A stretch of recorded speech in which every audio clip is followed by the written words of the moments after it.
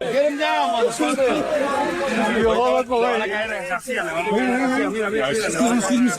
Excuse me.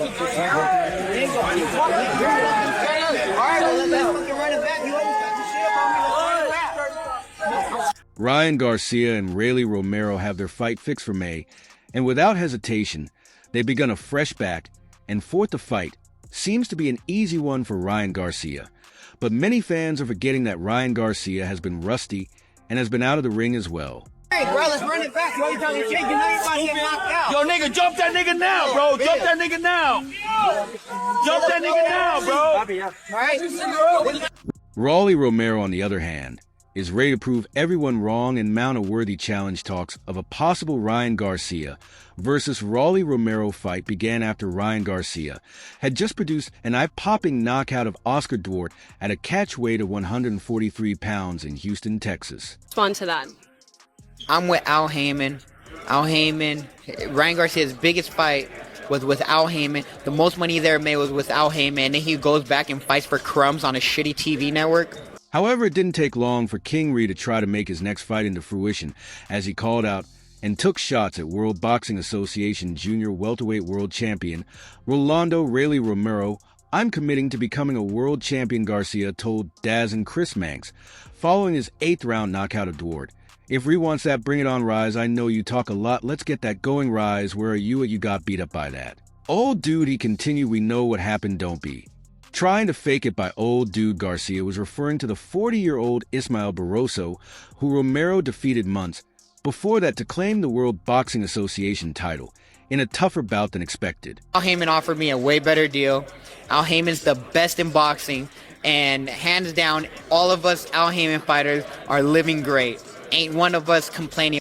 While the promotion build-up to a Garcia versus Romero fight alone would figure to be pure entertainment, Kingery also shared how defeating Raleigh could put him in position to perhaps slate bigger bouts with Teofimo Lopez and Devin Haney within the 140 pounds division.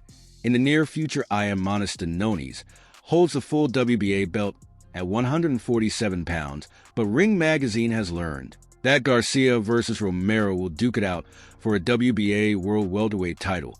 As well, the report doesn't go into specifics on which strap Garcia and Romero will fight for, although it is likely the lesser-regarded WBA regular title. There has been no confirmation from the WBA that Stanonis will be stripped, while the undefeated Lithuanian is set to put his black and gold title on the line against IBF champion Jiren Boots Andis on April 12th in a welterweight unification bout. I know the kid really well. This isn't a joke. Y'all need to be there for him because he's going through it, and it's the truth. Stanonis picked up the WBA regular title in April 2022 when Terrence Crawford held the primary version of the belt. Once Crawford vacated his titles to move up to super welterweight, Stanonis was upgraded to full world champion Garcia, and Romero could fulfill the same destiny if the winner of Ennis and Stanonis opts to relinquish their title. As well, Kingery takes on Romero in May in New York City's Times Square on a bill shared by fierce rival Devin Haney, who squares off with Jose Ramirez in a separate bout, providing Garcia and Haney come through their respective fights.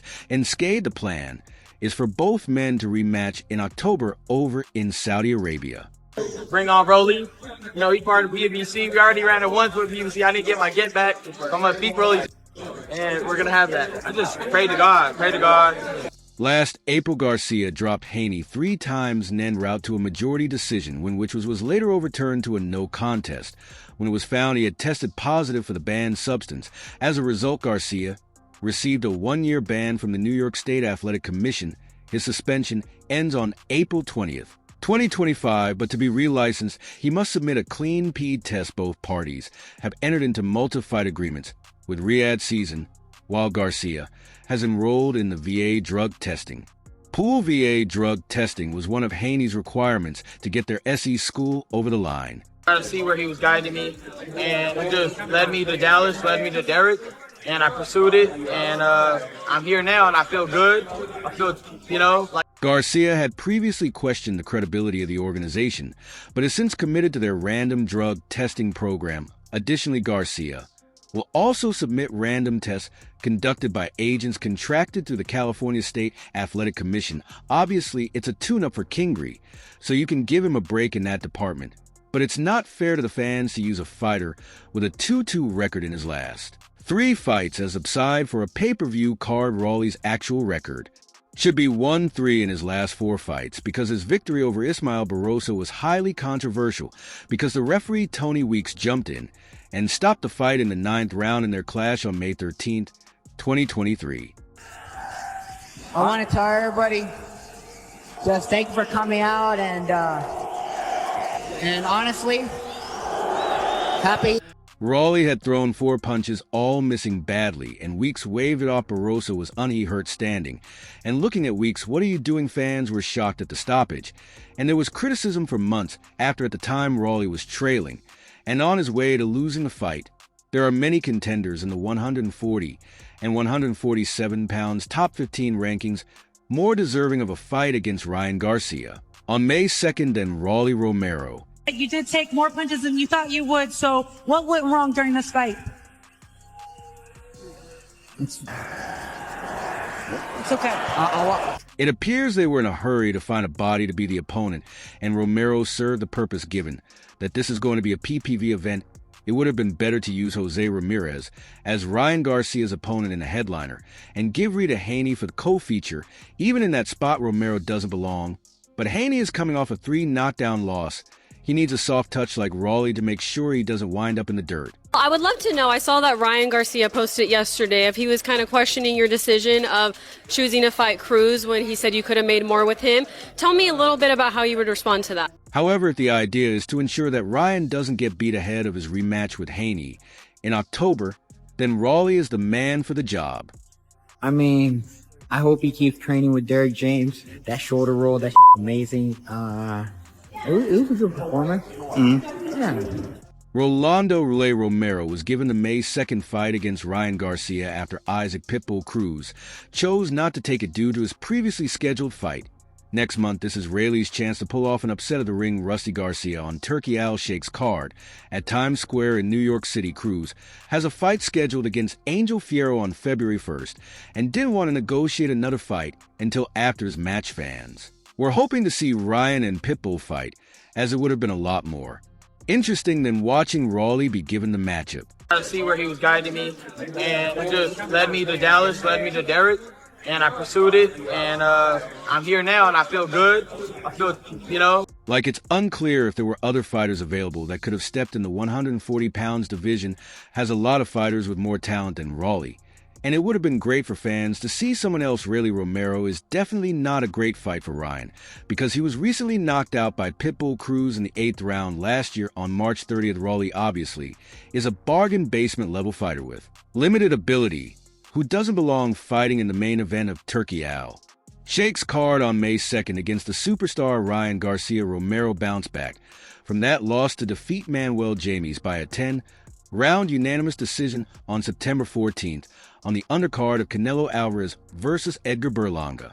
The only fight I care about right now is Ryan Garcia.